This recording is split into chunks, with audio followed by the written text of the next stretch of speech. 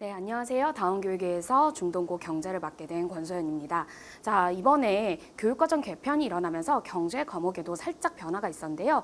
그럼 기존에 이제 중동고 스타일과 다르게 어떻게 교육과정이 개편이 일어났는지 경제 과목에 대한 소개를 간략하게 드리고요. 기존에 이제 중동고는 정통적으로 경제라는 과목이 깔려 있었던 학교죠. 그래서 기존의 중동고 스타일이 어떻게 출제가 됐고 올해 이제 그래서 2학기 때는 어떻게 출제가 될지 간단하게 소개를 드리겠습니다. 먼저 제 소개를 간단하게 드리자면요. 저는 사회교육과랑 그리고 경제학과를 복수 전공한 전공자입니다. 그래서 오랫동안 이제 경제라는 과목을 학교 내신 현장에서 지도를 했었었는데요. 그래서 할타임 기준으로는 제 수강생의 50% 이상이 경제 과목의 각 학교 1등, 근데 그 1등이 100점으로 이제 마무리 짓는 성과를 거둔 강사이기도 합니다. 그래서 제가 이제 경제라는 과목의 가장 큰 단점이 시중에서 딱 내신에 적합한 문제를 구하기가 굉장히 어렵다는 단점이 있는데요. 제가 이제 다년간 이제 제 친구들을 지도를 해봤기 때문에 굉장히 많은 다수의 자료들을 가지고 있거든요. 그래서 이번 이제 중동고 경제 수업에서도 그런 것들을 이제 적극적으로 반영을 해가지고 우리 이제 제 트레이드 마크인 공식으로 완성하는 사회에 맞춰서 주제별로 그 주제별 문제들을 또 다시 유형별로 같이 트레이닝을 같이 할 예정입니다. 자, 그럼 이제 이익계정 경제 소개를 간단하게 말씀드리자면요. 기존에는 원래 경제가 대단원, 5단원으로 구성되어 있는데 이제 자산관리 파트는 사실 통합사회 파트에서 다루기 때문에 그 부분이 제외가 됐고요. 자, 대단원 1단원 경제학과 경제문제라 그러면서 이 부분 같은 경우는 우리가 통사랑 많이 연계가 됩니다. 그래서 이제 합리적 선택 파트가 다시 이제 출제가 되는데 근데 기존의 통사 수준에서 더 뛰어넘는 굉장히 고차원적인 문제가 출제가 돼요. 자, 그 우리가 통사 수준에서 대부분의 이제 사탐 수강을 했던 친구들 또는 대부분 다른 선생님께 수강을 들었던 친구들은 이 합리적 선택 계산하는 공식에 맞춰서 편익, 명시적 비용, 암묵적 비용, 순편익 계산하는 틀에 맞춰서 이제 계산을 했었는데 합리적 선택 파트가 이제는 과연 네가 진짜 제대로 경제학적 원리를 제대로 이해하고 있는 거니? 암묵적 비용이라는 거 너 개념 정확하게 이해하고 있는 거 맞니? 라는 식으로 경제학적 원리를 이해해야만 단순히 이제 공식을 활용하지는 못하고 경제학적 원리를 완벽하게 이해하고 있는지 정도를 묻는 능력 시험처럼 나오기 때문에 우리는 그 원리를 정확하게 파악을 해서 문제를 풀 수 있게끔 출제가 되니까 그 부분에 맞춰서 이제 준비를 조금 해주셔야 되고요. 자, 그리고 우리가 중학교 때도 경제를 조금 다뤘었는데 중학교 때는 사실 경제가 조금 얕았습니다. 그래서 중학교랑 고등학교 여러분이 어디에서도 다루지 않았던 처음 보는 한계적 의사결정이라는 개념이 등장해요. 그래서 한계 편익, 한계 비용을 가지고 또 순편익을 계산하는 문제가 나오는데 이 부분 파트에서 한계라는 개념 자체를 여러분이 제대로 이해하지 못하면은 문제를 많이 이제 풀기 어려울 겁니다. 그래서 이 부분 같은 경우는 이제 경제학적 원리를 알고 있는지 플러스 그거를 수리적으로 계산할 수 있는지 같은 문제도 나오기 때문에 굉장히 이제 여러분이 문제를 맞닥뜨렸을 때 시험에서 이제 들어가는 시간도 많이 들어가는 문제이고요. 그래서 요 개념 같은 경우도 저랑 정확하게 개념을 숙지하면은 굉장히 빠르게 문제를 풀 수 있는 방법이 있거든요. 그래서 그런 것들을 저랑 같이 수업을 할 예정이고요.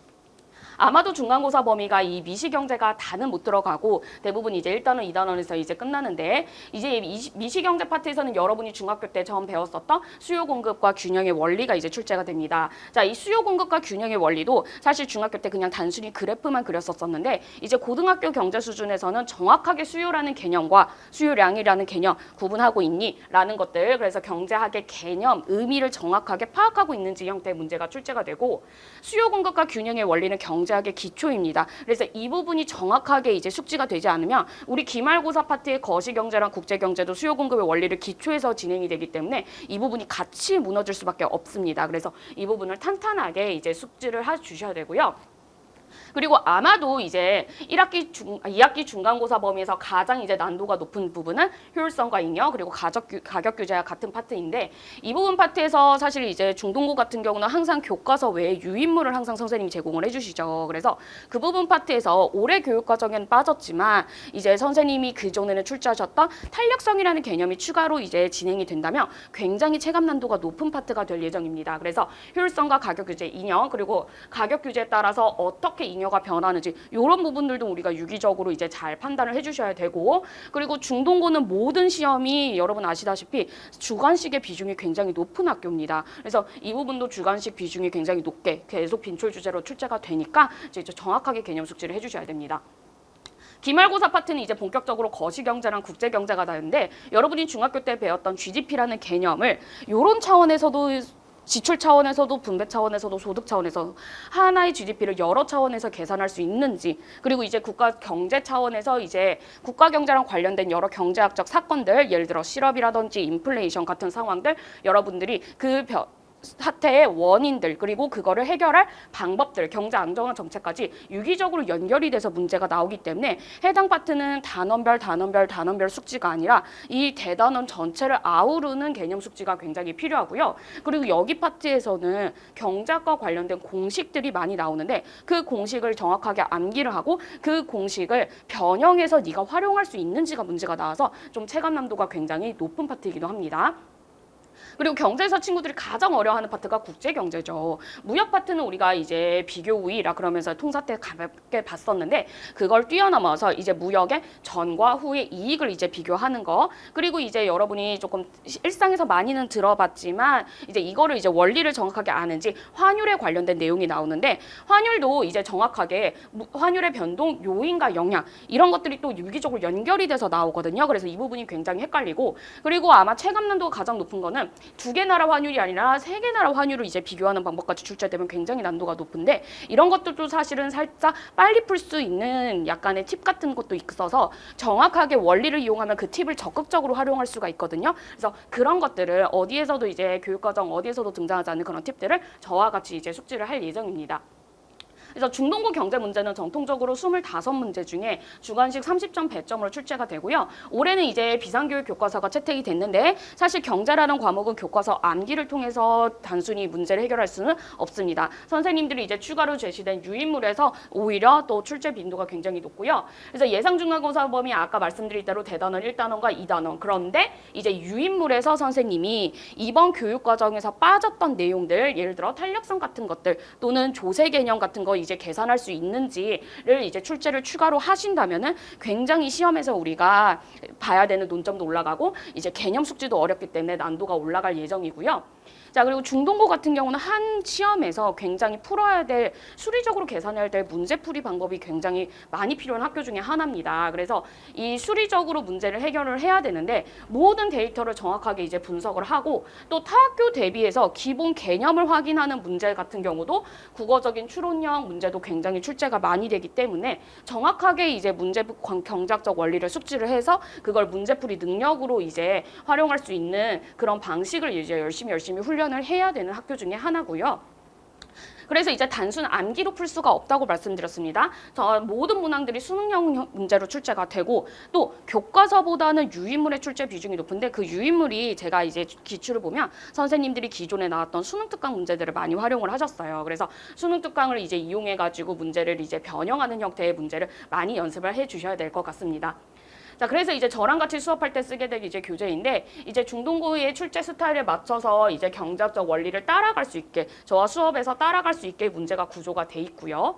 자, 그리고 이제 저희 수업에서는 개념은 한 40% 미만대로 들어갑니다. 경제학이 사실은 개념을 암기했다고 푸는 과목이 아니라 이 개념을 이해할 수 있고 응용할 수 있는지 이런 것들을 묻는 문제이기 때문에 원리를 체화할 수 있게 저랑 이제 문제를 접근하는 시작 순서부터 같이 하나하나 이제 배워갈 거고요. 그래서 제가 매 과제물마다 제가 직접 이 문제 접근 순서는 1번은 이거부터 그 다음 단계는 이렇게 문제풀이 순서까지 이제 차근차근 적혀져 있는 문제풀이 분석 노트로 우리 과제를 보면서 과제 해설을 보면서 여러분들이 같이 문제풀이를 따라갈 수 있게 이제 구조가 돼 있습니다.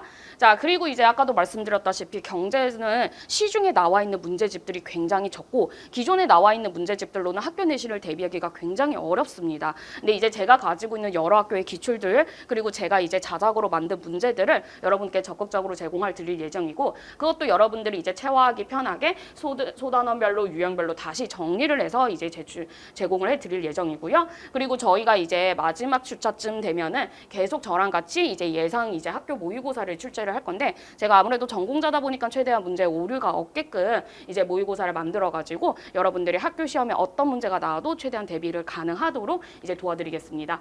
자, 그래서 이제 문제풀이 구성을 이렇게 제가 하나 스텝 1은 여기부터 시작이야, 스텝 2는 이거야라는 식으로 이제 손필기 노트 같이 제공이 될 거고요.